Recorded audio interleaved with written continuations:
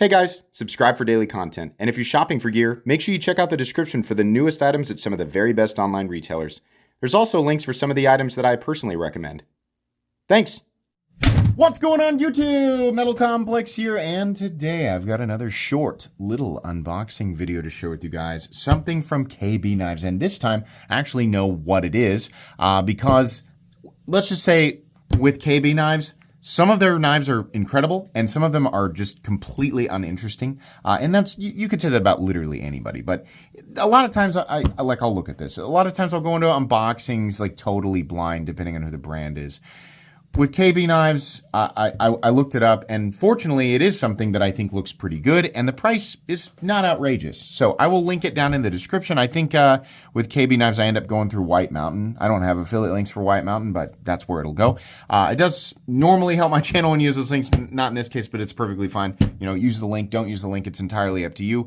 Thanks to KB Knives for sending this in, or Kubi. Thanks to my patrons for supporting me. Make sure your notifications are turned on for the Metal Complex YouTube channel.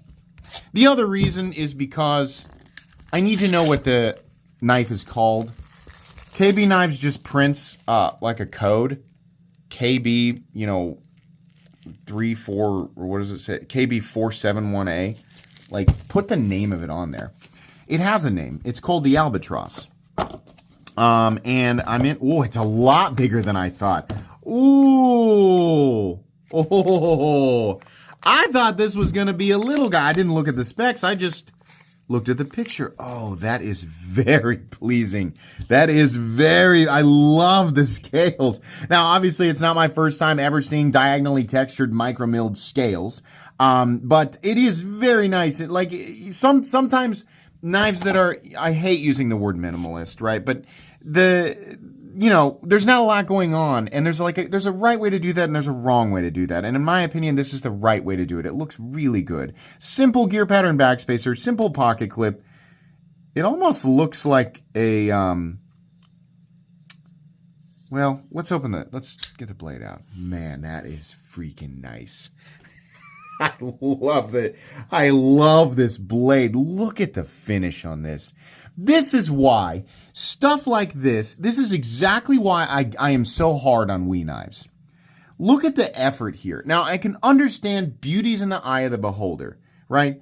But even with that being said, this is absolutely, you can have your preferences, but this is a more premium finish than simple machine satin or whatever, right? It just looks so much cleaner. Oh boy. Oh boy, that is really nice. And the reason that I am getting it is a Laconico design. I knew I saw that pocket clip. Ray Laconico coming in clutch again with a really freaking good looking knife. Somehow not too far off the beaten path, as is usually the case with Ray Laconico, and yet still unique, still recognizable as a Laconico. Admittedly, it's mainly the pocket clip, but what a good-looking aesthetic. A big knife, nice jimping, love the fuller through the middle of the blade. I absolutely love that. I don't know what they call this finish. It's absolutely gorgeous. I'll give you guys a look here so you can see what I'm talking about. Really nice. Now, here's the reason that I'm so excited.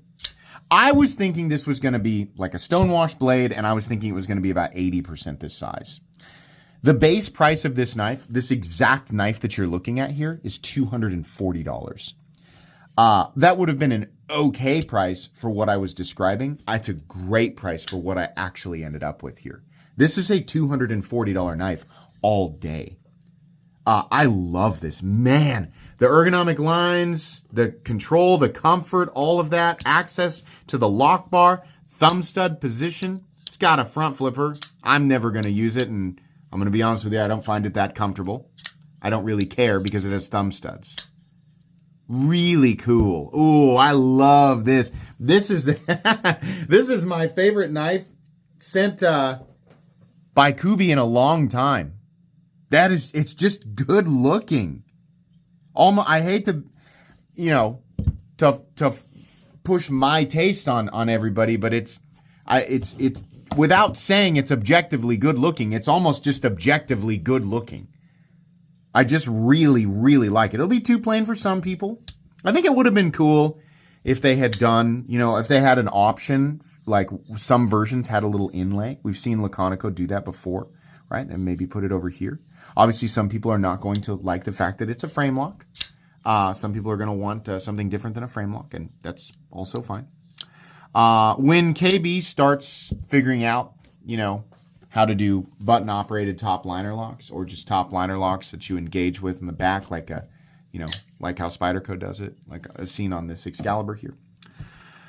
Boy, they will kill with designs like this, right? Frame locks are still fine, and they can still be there for people who prefer to have frame locks. What's important is that we diversify with locking systems that are more modern, even though, the compression lock has been around for a long time and only recently did the patent expire, which is why companies like Kaiser are able to do what they're doing. But a lot of newer companies, doing button-operated frame locks, top liner locks. CJRB actually did a button-operated top frame lock, so we know that that is possible. And so I like to see that, at least as an option from these different companies. Kubi being able to execute this way in a, I think almost all of Kubi's designs are collaborative efforts, but there are two parties involved here, and we are still well within the normal parameters of pricing. I don't know about Kubi's consistency with their HRC hardness. Of course, we do have our resident HRC guy, Taylor, down probably in the comments, speaking about Kubi's HRC hardness. And if he is not, you might be able to go to his website, which is linked at the very bottom of my description, and check out what he has tested for Kubi. Kubi, if you're watching this video, you should offer to send samples to Taylor so we have data on your knives. Either way, even if he's got a little bit, we should you should definitely send samples so that he can have those things tested. But anyways, I don't know about that. But as far as materials, finish, the effort here, this is contoured and textured. Really nice. What's the overall measurement of this knife? God, what a good looking knife. Freaking 8.5 inches. It's a big boy. 3.75 inches of blade, 3.35 inches of cutting edge, thanks to a very generous forward choil. What a beautiful, comfortable, premium beast. I love it.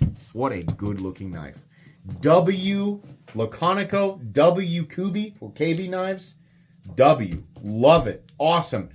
You will get a full length review of this. This is going immediately into my pocket. What a cool knife.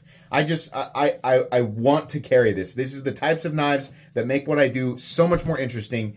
This just looks like fun. It looks like something I'll be excited to get out and use every single time, or sit on the couch with and fidget, or, show people. I mean, it's the type of knife that makes the knife world exciting. It's just cool. Let me know what you think. Expect a full-length review. That's going to be it for me today, guys. Please make sure to follow me on Instagram at metal_complex. If you enjoyed this video, leave a like. If you'd like to check out my other content, I do, of course, have lots of videos of knives that are either expensive or inexpensive that I do or don't like, so check those out. And if you enjoy all my content, go ahead and click on that Metal Complex logo right there and subscribe, because there's definitely more coming. Thanks again for watching, everybody, and have a great day.